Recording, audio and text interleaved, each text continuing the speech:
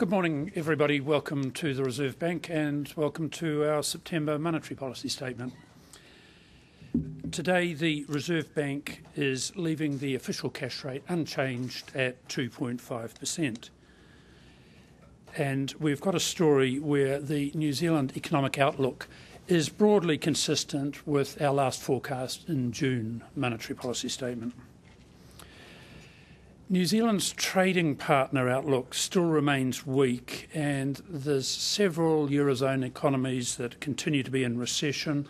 And we note this time also that Chinese growth has slowed somewhat. There is a continuing risk of significant deterioration in the euro area economies. On the domestic front, we expect economic activity to grow modestly over the next few years. Housing market activity continues to increase as we've been forecasting, and repairs and reconstruction in Canterbury are expected to boost construction sector activity as well. Offsetting this, fiscal consolidation continues to constrain demand growth, and the high New Zealand dollar continues to undermine export earnings and encourage some substitution to imported goods and services. The underlying annual inflation numbers, which recently dropped below 2%, that's now expected to settle near the midpoint of the target range over the medium term. And as a result of all of this, once again, it remains appropriate for the official cash rate to be held at 2.5%. Thank you, ladies and gentlemen. That's the statement. We're open to questions. To assist, I've got Dr. John McDermott, Head of Economics, and Dean Ford, Head of Forecasting. Thank you. Any questions? The forecasts take a pretty sanguine view of the prospects for house price inflation, yet we've got mortgage rates at 50-year lows. How do you square those two facts? Well, we have had some increase in house prices, particularly in the areas of demographic growth up in the probably top half of the North Island. We haven't seen a lot of housing coming on the market. We are starting to see that change now with more housing stock becoming available. There is significant real demand growth there. What we haven't yet seen has been a pickup in residential investment, so we haven't seen a lot of new building, and we do anticipate that'll happen and that'll start to meet that demand. In the meantime, where credit growth is still very restrained, we're seeing an increase in borrowing by first home borrowers, but generally these are not at the levels, anything like the levels we've seen in booms in the past. So it's really only in early stages of a pickup, and a lot of it is driven by real demand growth. You acknowledge that the high dollar is undermining export earnings, and the projections have the Tradeweighted index staying at levels over the next year at which you have intervened in the past. Has the bank's thinking changed in that respect? Well, we don't comment about whether or not we're going to be intervening, but we have said in the past publicly that we've a set of criteria that would need to be met, and clearly a significant one amongst those is what are the drivers of strong New Zealand dollar. At the moment, the New Zealand dollar is strong. Right at the moment, of course, we're getting a bunch of signalling news coming through the financial markets, most recently this morning with the German Constitutional Court approving the setting up of the European Stability Mechanism, and that has contributed to a sort of risk-on environment right through the financial markets. The markets also are looking at what the Federal Open Market Committee might do in the United States with regard to more quantitative easing. So we're in an unusual position right at the moment in the world's financial markets, but that is driven completely by things in the large economies offshore, and we don't influence those. Dr. Bollard, how long do you envisage the current official cash rate remaining about where it is? Well, we don't exactly say that, but we have got a forecast that the short-term interest rates are going to stay roughly where they are for another year. So that's quite a stable sort of outlook.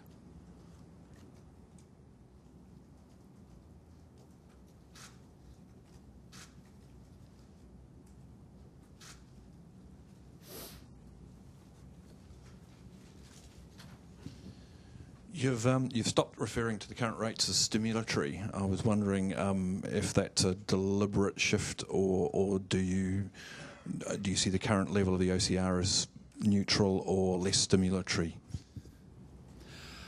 Oh, well, we do choose our adjectives with some care, but we're not particularly signalling anything with that. By historical standards, there is no doubt that the current monetary policy settings are indeed very stimulatory.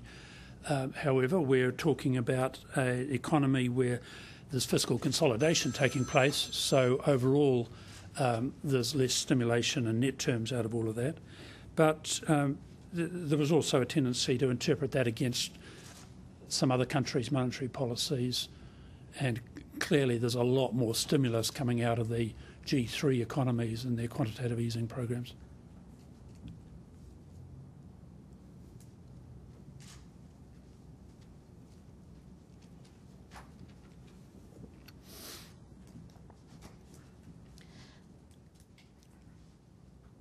Is it me or is it? How important is the outlook of China for New Zealand and monetary policy policy going forward? Yeah, the outlook for China is very important.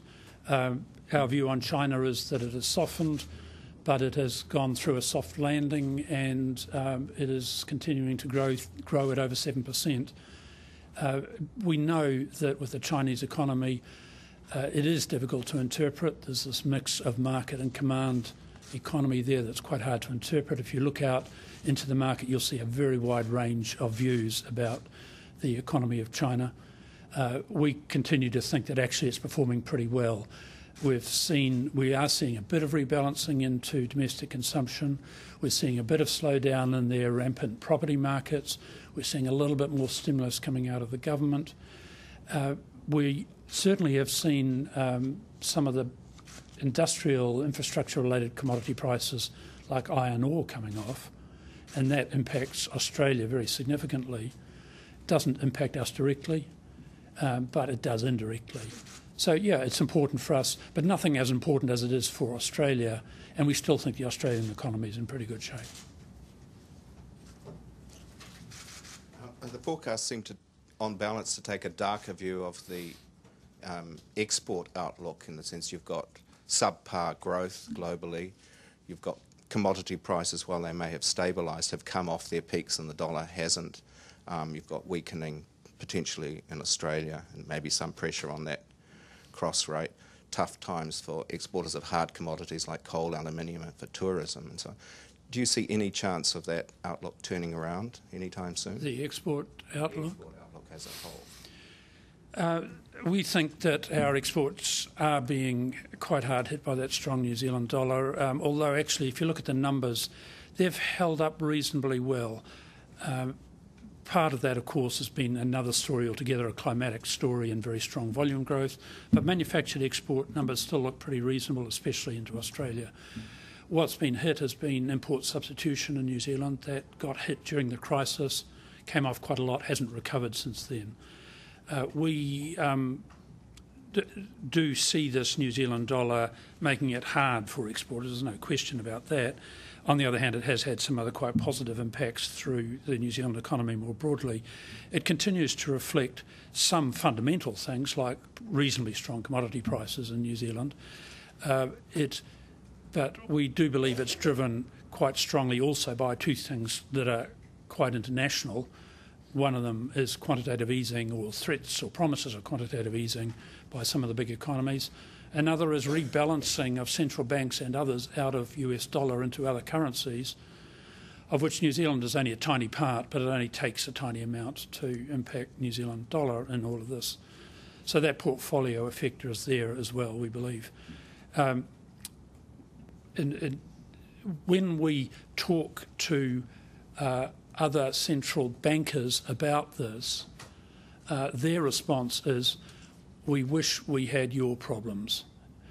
Ours are far worse, and we do need to keep that in mind, that one reason why the financial markets still see the Aussie and the Kiwi as strong is that they think those two economies are doing very well by relative standards of the OECD at least.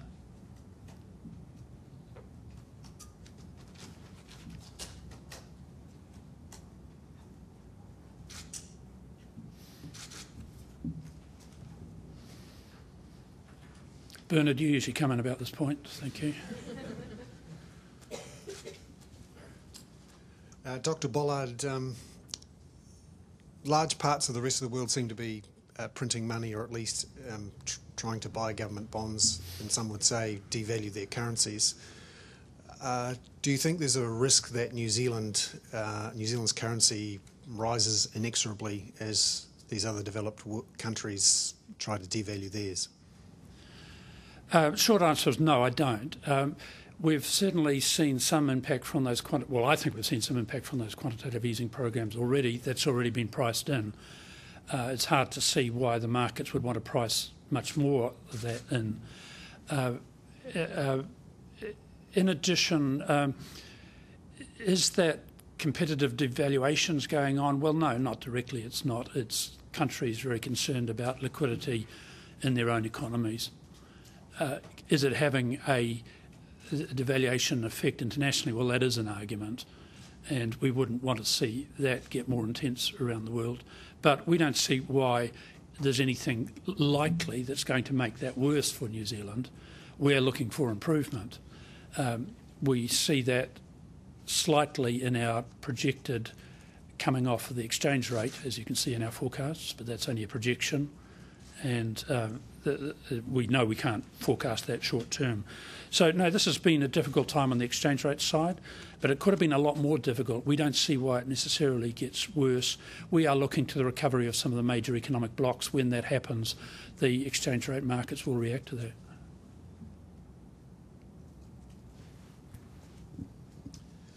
In the monetary policy statement, you note a reduction in the proportion of mortgages that are floating, that are moved back to fixed. Are you concerned that this might reduce some of your monetary policy flexibility and therefore reverse out some of the structural reduction in the official cash rate you've talked about in recent years? Time to bring in the heavy hitters on this one. Okay, thank you. It's something we're watching at the moment. Most of them are pricing less than a year still, so given that we're not anticipating much moves with the official cash rate within that time horizon, I think that what you're talking about, that sort of the effectiveness of monetary policy being diminished by these actions, is probably not something we're worried about right now. I think if it was something that was to continue to a large degree and they would start pricing to mortgages beyond a year, it's something we'd certainly take notice of.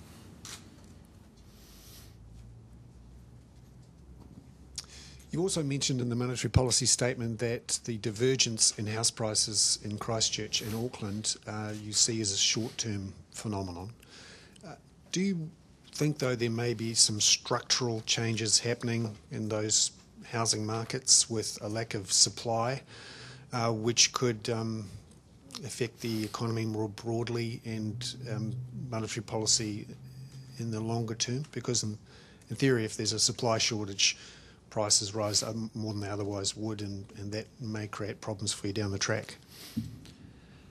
Yeah, I mean, there are definitely supply factors, and they're quite different. In Auckland, there is a challenge to make land and zoned land available. There's some evidence that it's not so much building costs there, but at land costs. That is a challenge for the Auckland authorities. And if they can't meet that challenge, then investment will go elsewhere, to places where they can build more cheaply. Christchurch is another story altogether, of course. There it's been much more an issue about post these aftershocks, sorting through the insurance contractual arrangements, making insurance available for new buildings and for the construction part of that as well. We've been talking a lot to the insurance companies and urging them to make sure they're active there for new rebuild, and some of that is happening now. We're starting to see those that didn't have such a big exposure in the Christchurch residential area make themselves available for new insurance there. We're starting to see deals like that Westpac recently have done with Lumley that are going to make it easier for people with new rebuild to get assured insurance through that. So we think that's starting to move and will help deliver the sort of rebuild numbers that we are forecasting through next year.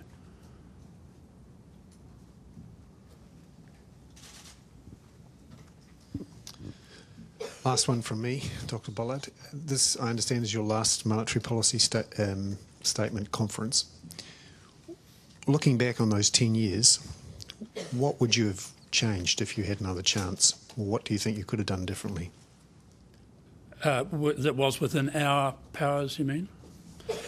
Well, I mean, with hindsight, we might have tried to use some macro financial tools to assist us slowing down the housing boom in the mid-2000s. That went on longer than we had anticipated, and as part of that big global collapse had more consequences for financial instability.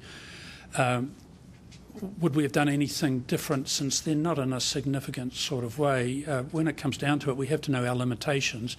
I'm very pleased I'm in a country where monetary policy is able to achieve monetary policy outcomes, whereas in some of our colleagues overseas are having to use monetary policy in a context where the politics and the economics are such that it's very difficult to use fiscal policies and other structural policies, and that makes it much harder for them. I continue to think we're in a much better space than that. So I haven't got big things that I would see us as having done differently through the second 5 years that I've had here, which was a story about the global financial crisis. Are there any other questions? Brian? You leave Mr. Wheeler an economy that's growing moderately, benign inflation outlook, and with some scope to cut if the international environment turns ugly. Do you see that as a pretty good sort of legacy for an inflation targeting central bank? We all want to see New Zealand growing more strongly than it is. We know we're operating in a very volatile world, but having said that, the picture that you've got in this monetary policy statement is reassuringly boring.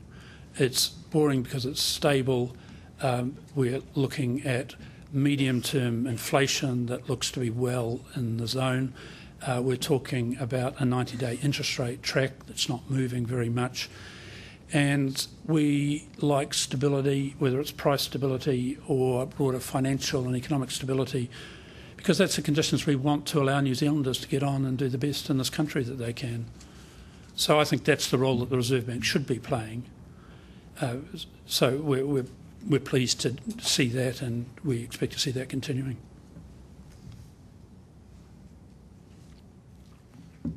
In weighing up the options, what you were going to do today, were you any closer to cutting than you were 3 months ago? And also, what do you think it would take before the Reserve Bank might cut interest rates, given that some economists are increasingly speculating that could happen next year?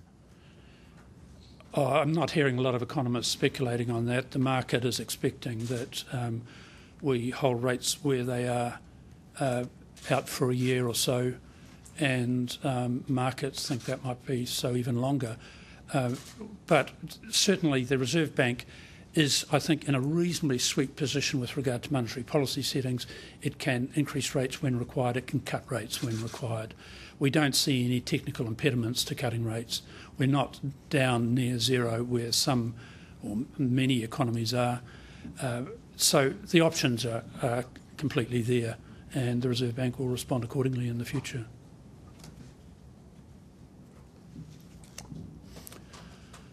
Ladies and gentlemen, any other questions? Do we have a sort of thoughtful proverb at the end of your reign? Thank you, Barry. There's an old English proverb that says, "Wise men make proverbs and fools repeat them." I'd like to first note that we have Rangitoto College here with us. Rangitoto College are the winners of this year's monetary policy challenge a very difficult, hard-fought, sometimes bruising battle carried out amongst over 80 secondary schools in New Zealand.